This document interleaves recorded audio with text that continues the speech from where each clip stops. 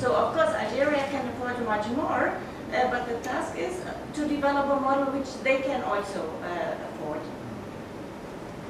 We have pollinator decline in all countries, but we know about the rapidness of pollinator decline from high-income countries. There is very little research on low and middle-income countries, and also the protection strategies are only in high-income countries, and they are quite costly because, for instance, the European Union, they pay billions for decades to pay farmers to seed such wildflower strips. From the point of view of farmers, it's weeds. But though we have, for instance, in Germany, 75% of reduction of flying biomass within 26 years, which is a disaster and affects also protected areas. Therefore, the ICI project is complementary to all other pollinator projects which are currently conducted.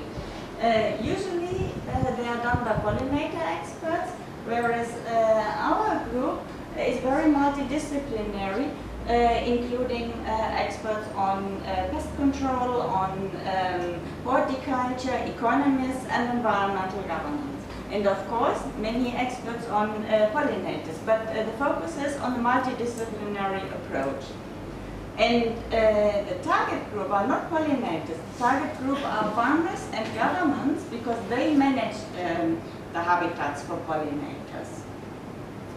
And we develop incentives for farmers and for governments which increase their wish to protect pollinators. Yeah, because for instance, Benin will never be able to pay farmers to seed wildflower strips or to keep land fallow.